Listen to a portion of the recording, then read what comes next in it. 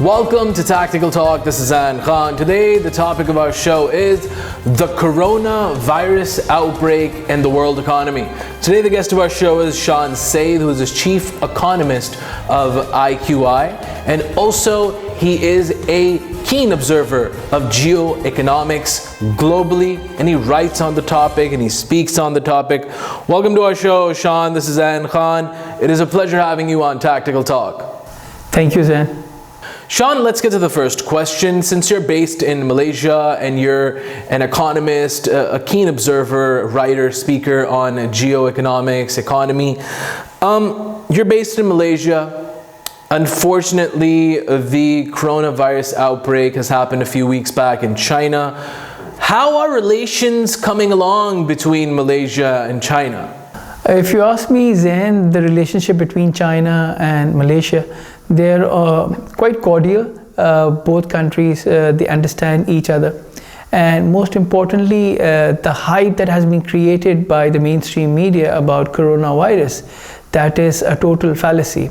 In fact, the Chinese government looks totally committed in trying to reduce and minimize the death of her citizen, and they are using all the resources and government machinery to tackle this issue.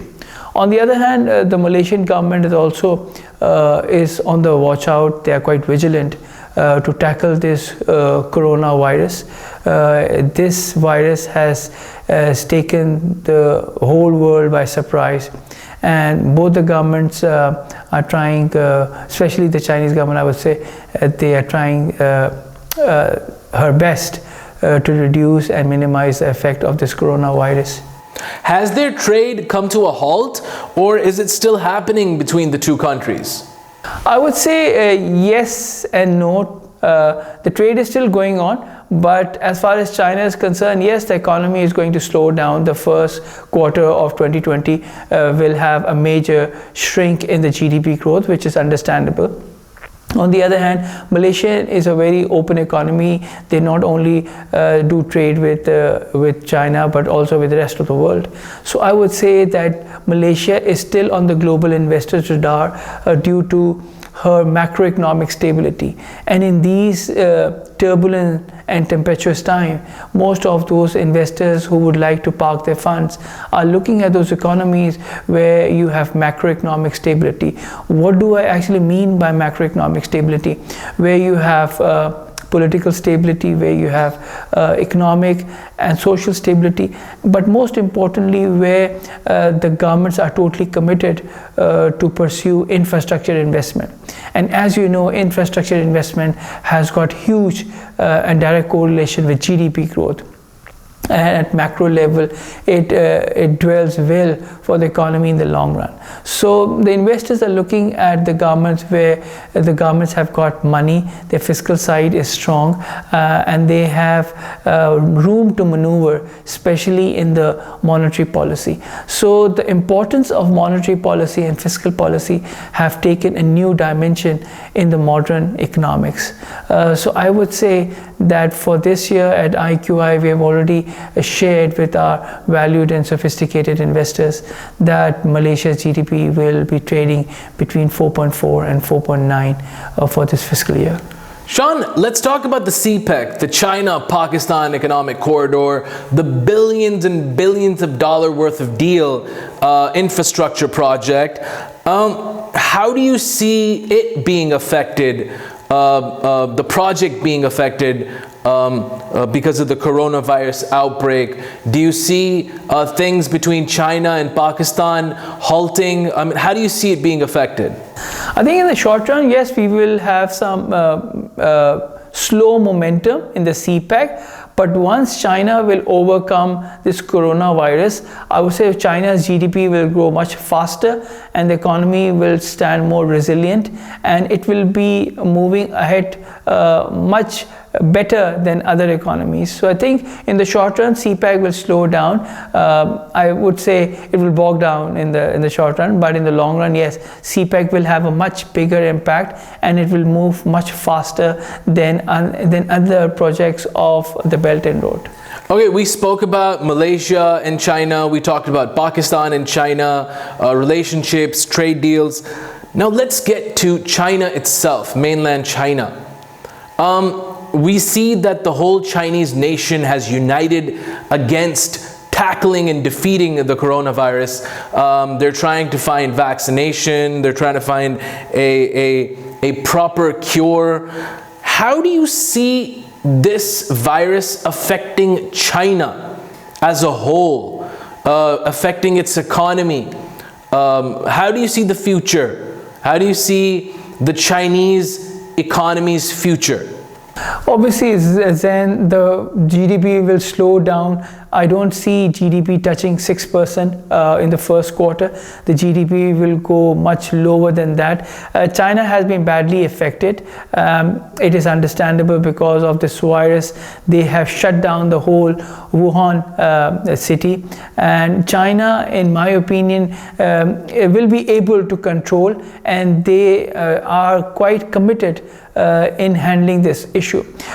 In the Western world, in the mainstream media, they have been blowing stories out of proportion, and they are creating mountains out of molehill with no substance.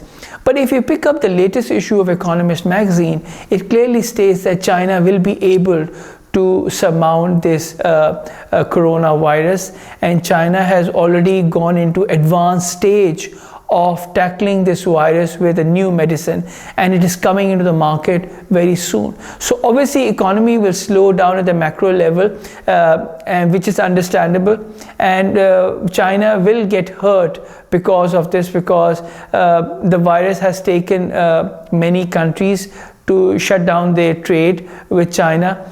Many American corporates have stopped their employees visiting China. So trade, travel, tourism, these are some of the sectors that have been badly hit because of the coronavirus. But as I said earlier, once China will overcome this coronavirus, the economy will move much faster. It is quite resilient, and it has got the capacity to have much more space in the long run. Shan Saeed, we're talking about probabilities. It's all about probabilities in our show. We're discussing different probabilities. How probable is it that China will be able to defeat the coronavirus once and for all? I think, in my opinion, the way things are shaping up, the government has done all it can. It's using all its machinery, resources, most importantly, the human resource. And the human resource in China, they are quite positive that yes, China will be able to overcome this virus. As I speak right now, which is like 8th of February, China has already discharged 2,000 people fully recovered from this virus, and people who have died, 650 people, are those elderly people who don't have a very strong immune system. We have not witnessed a single death where you have young people involved. So most of the deaths have been related to elderly, the old people who cannot take this virus, and they don't have a very strong immunity system. So the people who have been cured are mostly young people with strong immunity system, and they have been able to tackle this virus with strong mental capabilities. And going forward, I think China has asked few countries to help. Pakistan is in the forefront. They have been quite appreciative in acknowledging the role of Pakistan, Malaysia, Russia, and there are many other countries that are quite close to China in terms of diplomatic, economic, and friendly relationship. So China has actually acknowledged those countries. So I think China will be able to control, because they have got the money, they have got the advanced R&D research to tackle this coronavirus. So next 2 to 3 months are quite crucial for the global economy, not only for the global economy, but I would say China. And China will come out of this crisis much stronger and much better than many other economies in the world. Let's get to a hypothetical, yet a very scary question. Now, this is all hypothetical. Let's imagine, God forbid, that China has failed in finding a proper cure, a vaccination for the coronavirus. They failed to tackle and this turns into an epidemic, it reaches different countries, or it devours, God forbid, whole of China, how will it affect the world and the world economy? How important is a stable China for the stability of the world? Then if China stops, the whole world will stop. I mean, China is so important for the world. If China slows down, then we will see the global economy heading into recession, and this recession will stay much longer. Taking hypothetical situation, if China cannot control this virus, yes, it will be a huge impact not only for Chinese economy but also for the global economy. So China is quite significant. It's the second largest economy, and this virus, according to some expert, has been a biological warfare to stop China, to contain China. We have already seen the trade war could not contain China. So the containment of China has been on the forefront on many global players who don't feel China to rise much faster, because those economies or those global players cannot compete with China economically, technologically, and socially. And as we all know that China is quite far ahead in terms of AI, in EV, and in 5G, and they are the leaders in all these three sectors of the technological space. So I think, hypothetically speaking, if China slows down, the whole economy, the global economy slows down, and we are heading for a very deep recession, and that recession will be not V-shaped or W-shaped, it will be a L-shaped recession, so the recovery is pretty long. Now let's get to the last question. You've mentioned a lot of positive news and facts coming out of China, and how patients are recovering from the coronavirus, and how useful the Chinese treatment is to the virus. But we don't see these headlines coming out of mainstream media. Don't you think China needs to work more on their media perception, media management, where if news is coming out of China, it needs to go to a wider English-speaking audience? What's your opinion? Don't you think China needs to work a little more regarding its media management?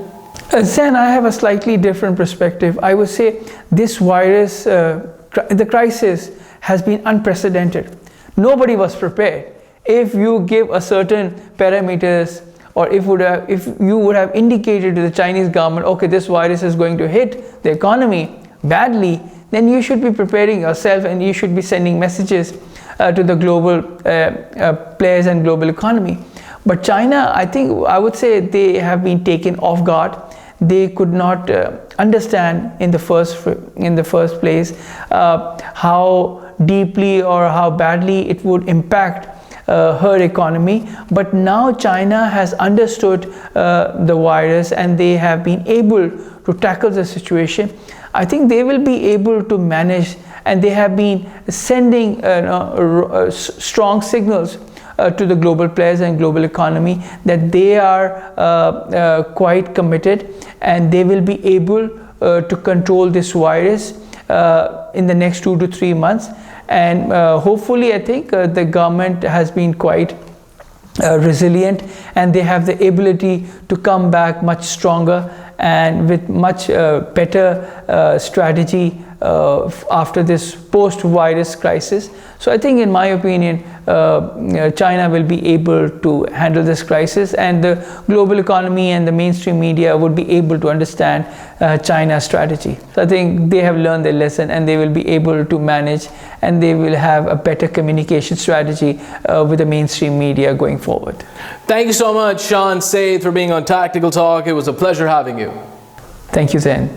This was Shan Saeed, the chief economist of IQI, and also a global observer on geoeconomics. He's also a writer, a public speaker on the subject. We were discussing the coronavirus outbreak and its effect on world economy. Until the next episode of Tactical Talk, this is Zain Khan. Take care and goodbye.